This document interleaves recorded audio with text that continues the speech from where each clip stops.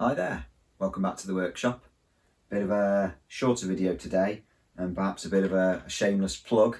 I thought it might be quite good fun to have a look at a few of the things that through my involvement are for sale this Christmas and get your interest hopefully piqued by taking a talk through some of those and sharing some of the experiences that I've had of making them a reality, bringing them to life and making them something that you can buy and own.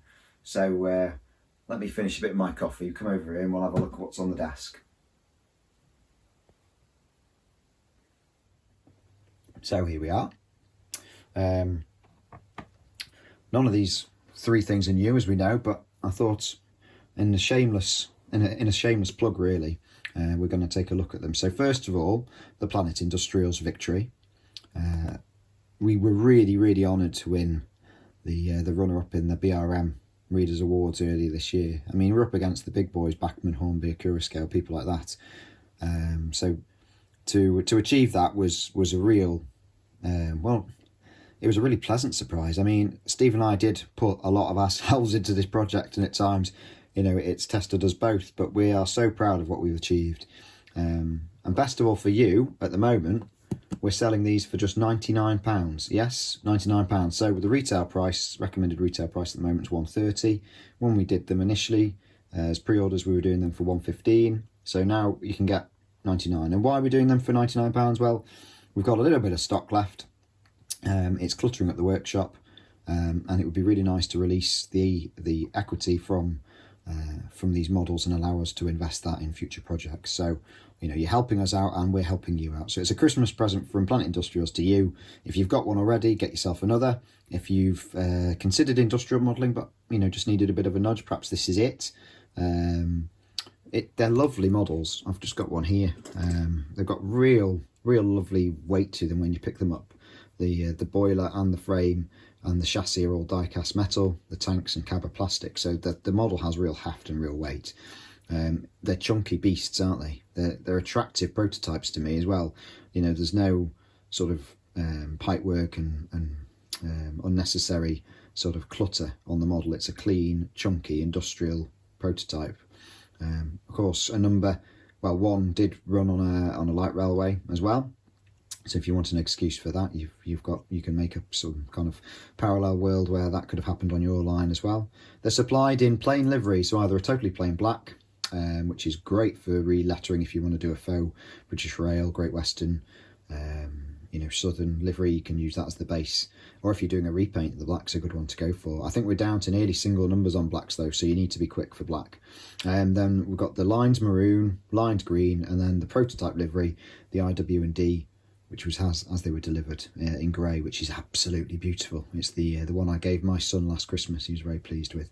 So yeah, great specification, sprung centre axle, very low gearing, drives beautifully. So if you haven't got one, perhaps this is the opportunity to take that plunge into industrial modelling. Steve and I would obviously really appreciate you helping us out. And there's other things that might go with it. If you haven't got anything to go with it, we've got the Curascale wagon still on offer through Light Railway stores, and you can even get a mini Steve and a mini James to go on the footplate. So there's mini me here, and they're printed by model you. We've got them in stock at Light Railway stores. So moving on, I'll just put my model down at the back of the bench there. Moving on, let's have a chat about the books. So Small Layout Design Handbook came out last year. I remember being at Worley about a year and a bit ago, just over a year and a weekend ago, selling the victory because they just arrived, but also really blown away by the support for this book. We sold through the stock we had. I know several other suppliers at the show struggled to keep up with demand.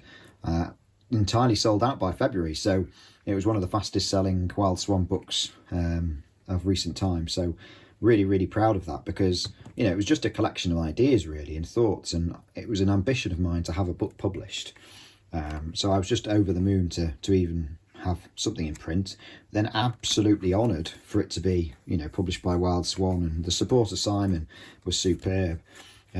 This first book, if you haven't got a copy, this second edition, if you've got it already, you don't need to consider a second edition. There's just a few minor spelling adjustments, and some of the captions are a bit bigger. This second edition it does, reference it's a second edition here, but it has exactly the same content. It takes us on a journey through considering the space you have at home, thinking about where you might want to build a layout, where works, considering, your home office versus sheds and garages and things like that. But then once we've got our space, don't fall down the pitfall that many of us have done, and something I noticed on a project of my own, where you need to marry the prototype to the space you have available. And then considering once you've got a space and a prototype and potentially a scale decided, then thinking about the key elements of small layout success, how to design a layout that uses these elements in your home, and then thinking about some of the specifics around how to integrate that successfully into your home in terms of its casework design and stuff. So, graphically led book, lots of big photos, lovely to hopefully flick through and enjoy. Tells a story, really, in my words, of my journey, and then finishes off with, over half of the book is plans for scrapbooks, if you like. So, I take an inspiring prototype for myself and then talk about it and share some ideas and thoughts on how I might turn that into a miniature layout. So prototypes from both sides of the ocean, of different types, industrial, short line, branch line. So yeah, I think I was absolutely gobsmacked and blown away, and really honoured by the way that people received this book, and how excited they were, and how it encouraged so many people into considering building a Cameo layout. So thanks for all the support. For everyone who bought the first print run.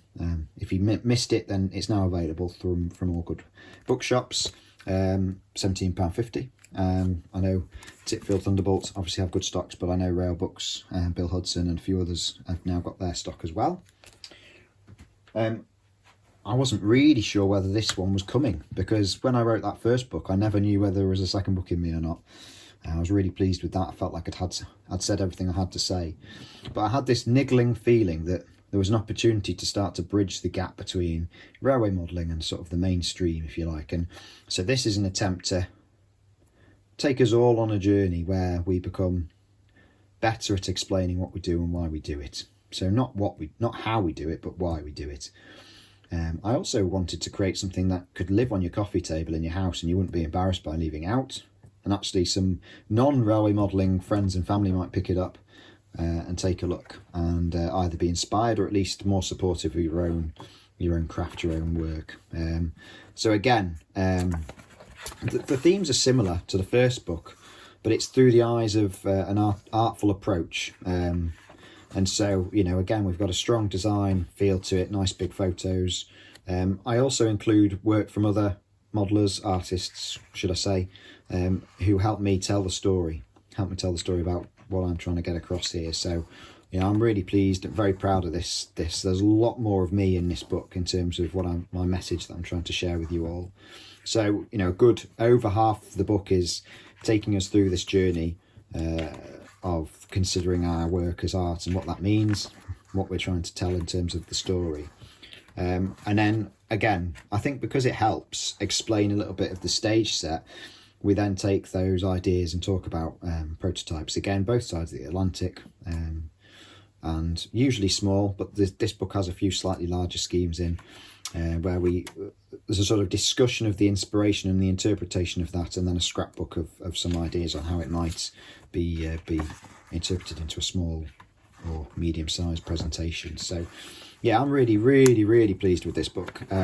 This one's £18.50. This one's 100 pages or 104 pages. The other one's 80. So you're getting a bit more bang for your buck. But I think if you haven't got either, then they go well together. If you've got the first book, hopefully you'll enjoy the second book. If you buy the second book first, maybe you'll go back and buy album one, and rediscover where things came from. So anyway, I've probably waffled on long enough about these, but thank you for spending the time taking a look with me. So, hopefully that wasn't too tedious and you've enjoyed that. I certainly have found all of these projects immensely rewarding, and I do hope that if you haven't got a copy of the books or the model, that you'd certainly consider taking a look at them. Obviously, season's greetings wherever you are. I hope you have a good break over the next month or so. wherever you are in the world, whatever your religion, whatever you celebrate. So thanks for all your support in 2023, and I'm sure our paths will cross in the new year. Take care.